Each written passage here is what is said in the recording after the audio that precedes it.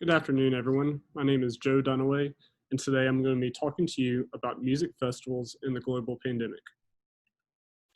Just as a quick snapshot, I'll go over the 2019 statistics on music festivals as they relate to finance and how COVID-19 has affected the 2020 music festivals. I'll then go over how the pandemic is affecting people locally, and globally, and I'll finish with the future implications of the pandemic. As you can see from this chart, the music industry is a multi-billion-dollar industry every year that drives the world economy in many ways. Since 2013, the industry revenue has been steadily increasing to a figure of over $56 billion last year, with the trend expected to increase for the foreseeable future. However, this trend may flatten out or begin to decline depending on how long the global pandemic lasts. We can see here that worldwide, the Outside Lands Music and Arts Festival grossed the most money worldwide last year with almost $30 million in revenue. This festival is hosted here in the US in Golden Gate Park, San Francisco each year and brings money not only to the festival itself, but also to the local economy with booms in hotel occupancy, local restaurant profits, and income for short-term employees. However, the effects are not only national, but global as well. As you can see, major festivals are income-producing giants in countries all over the world, including Brazil, Germany, Canada, Ireland, France, and more. Here, you can see that the average ticket price for any show in the world is around $96. If you can think about it, multiply that times up to 90,000 people attending a concert and the numbers can be staggering. That money that bolsters both the local and national economies can often become unspent and unused if a festival gets canceled. Festival goers may choose to save that money for the future instead of buying substitutes, which hurts businesses particularly in the service industry.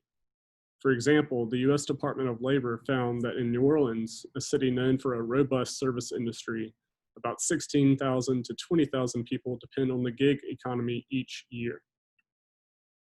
So far, just in the US, there have been countless festivals canceled this year due to the COVID-19 outbreak. Here you can see a list of a few notable shows, including Essence Festival and Jazz Fest, both of which are hosted here in New Orleans. These tickets have either been refunded to buyers or offers for future redemption have been made. However, the short-term effects of not hosting these festivals have been felt.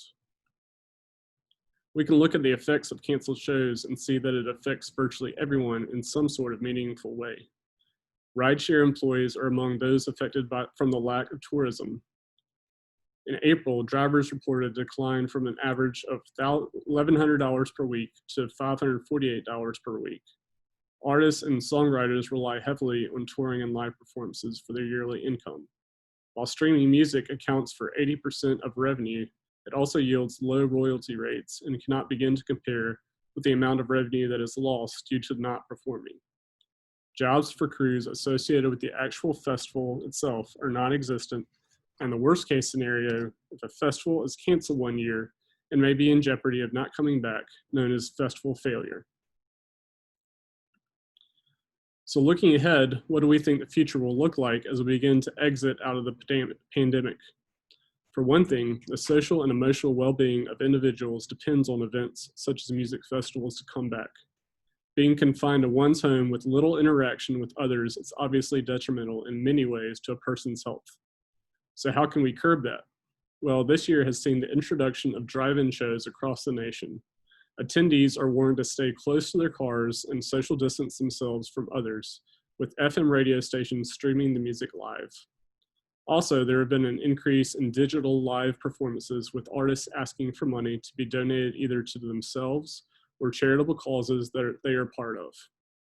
Thinking ahead to the transition back to normal life, there could be reduced seating for live performances with rapid testing for entrance to the shows.